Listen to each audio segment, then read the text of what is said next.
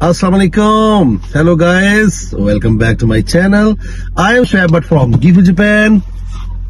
क्या हाल है जनाब, ठीक ठाक है, खैरियत से हैं?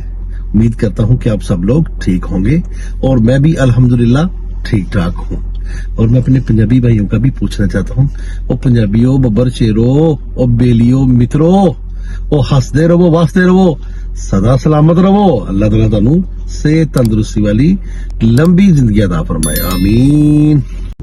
तो गाइस, आज मैं आपसे जापान में आने के लिए वीजा इंफॉर्मेशन के बारे में कुछ आपसे शेयर करना चाहता हूँ। तो काफी सुना है, टिकटॉक पे भी इधर उधर दोस्त भी बताते हैं कि 25 लाख ले रहा है, कोई 30 लाख ले रहा है पाकिस्तान से आने के लिए, अपनी कंपनी पे बनाने के लिए, या वैसे एजेंट हजरात जो है वो भी इतने पैसे मांग रहे हैं, कोई 40 लाख मांग रहा है, कोई 35 लाख मांग रहा है।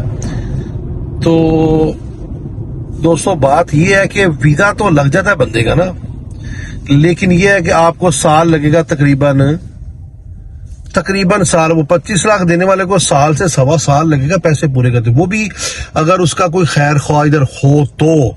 अगर उसका वो बंदा कहे कि मैं वीजा लगवा के उसके बाद मैं तुम्हें नहीं जानता, तुम कौन और मैं कौन, तो फिर वो भूल जाए कि साल में भी पैसे पूरे हों। क्योंकि जिस कंपनी पे वो बंदा आता है ना, उस कंपनी से वो दूसरी कंपनी में जॉब नहीं कर सकता। हाँ, सेम अगर काम हो, फॉर एग्जाम्पल गाड़ियों का काम है, तो गाड़ियों को काम अगर उसने करना है किसी और कंपनी में ना, तो उसको फिर जो है ना वो सिस्टम इजाजत तो नहीं मिलती, लेकिन ये है कि वो उधर काम कर सकेगा लुक छुप के।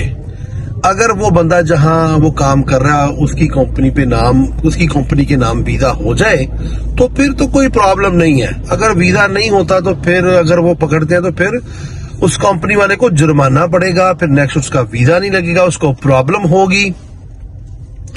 तो इसलिए ये ऑथेंटिक बातें हैं, तो कोशिश यही करें गाइस कि आप लोग जो है ना वो कम से कम इस तरह आए कि पहले डिसाइड करें, या आपके पास कोई हुनर हो तो फिर आप अच्छे पैसे कमा सकते हैं। फॉर एग्जांपल वेल्डिंग का काम आता हो आपको, फॉर एग्जांपल अगर आपने गाड़ियों के बंदे के पास आना है, गाड़ी वाले बंदे के पास आना है, तो वो गाड़ियों का काम आपको आना चाहिए। यानी कि फॉर एग्जाम्पल डेंटिंग पेंटिंग है, इलेक्ट्रिशियन और मैकेनिक, यानी इस तरह का गाड़ियों का किसी किस्म का भी काम आपको आता हो तो आप जो है ना जनाब जबरदस्त इधर सिस्टम अपना बना सकते हैं। फिर जो वो होता है कि जिसके पास आप आए होते हैं ना, वो उसका भी गाड़ी को काम होता है, तो वो गाड़ियां आपसे सही करवा सकते हैं, सारा इधर उधर आपसे काम ज्यादा करवा सकते हैं, तो फिर आपकी पे भी ज्यादा हो सकती है। ठीक है सर, तो बात यह है कि 5-6 लाख का सुनते हैं कि भाई 5-6 लाख कमाते हैं, लेकिन भाई साहब इधर खर्चे भी बहुत ज्यादा होते हैं,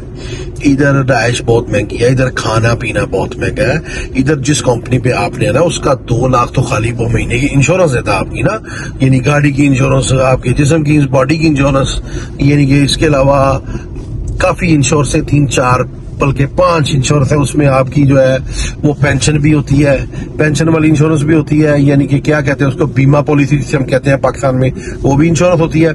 तो जो बंदा बुलाता है जनाब वो उसको काफी ज्यादा इंश्योरेंस है उसको। पहले नंबर पे तो जनाब वो जो पैसे नहीं लेता ना बंदा, वो तो आपका बहुत बड़ा खैर ख्वाह है ना।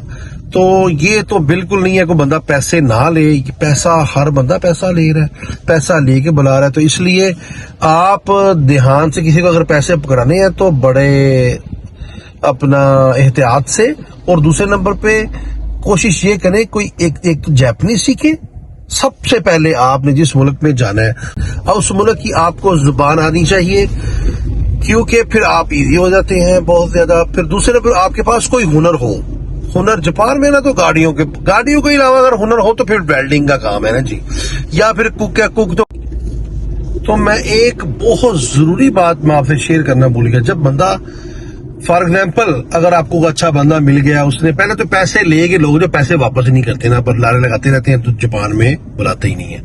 जो दोस्त फिर जापान में बुला लेते हैं, या जो कहते हैं नहीं भाई ये ज्यादती है, हमने पैसे लिए हुए हैं तो हमें बुलाना चाहिए, तो जो जापान बुलाते हैं तो फर्स्ट ऑफ ऑल ये है कि जो पेपरों पे वेजेस लिखी जाती है ना, वो 20 मान येन लिखी जाती है, यानी कि 2 लाख येन ना, जापानी 2 लाख येन, पाकिस्तान में लगभग 4 लाख रुपए बनता है ना। ठीक है जी, वो सिर्फ लिखनी होती है, यानी कि वो इसका मतलब ये नहीं है कि वो आपसे جو آپ نے اس کے ساتھ ڈیسائیڈ کیا ہوا ہے یا جو آپ کام کر کے اس کو دکھاؤ گے تو وہ آپ کو ویجز دے گا، وہ ایک علیحدہ چیز ہے. یہ ادھر لکھنا پڑتا ہے، یہ اگر نہیں لکھیں گے تو ویزا ہی نہیں لگے گا. پہلے نمبر پہ تو جو پاکستان سے ہم دوست بلاتے ہیں وہ تو یعنی کہ ڈرائیونگ تک بھی ان کو نہیں آتی نا، ان کو پتہ ہی نہیں ہوتا کہ ہینڈل کیسے پکڑنا ہے نا. ٹھیک ہے جی. تو کہنے کا مقصد یہ ہے کہ اپنا نہ تو لائسنس ہوتا ہے نہ ڈرائیونگ آتی ہوتی ہے، تو پھر بندے کہتے ہیں جی ہمیں اتنی تنخواہ دی جائے، ہمیں ایسے کیا جائے، ہمیں ایسے کیا جائے.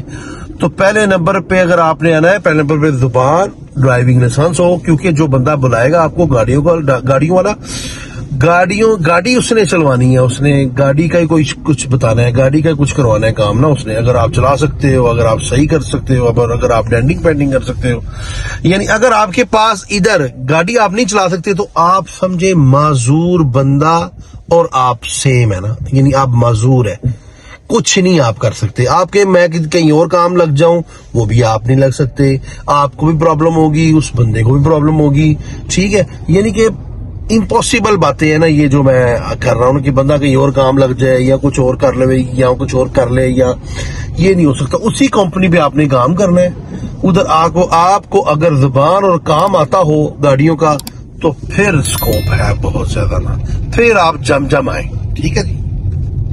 کوئی ہنر نہیں، لائسنس نہیں، تو اس بندے کا رہائش، کھانا پینا اور اس کی انشورنس تو پے ہونی ہے، جو مرضی ہو جائے. ٹھیک ہے جی.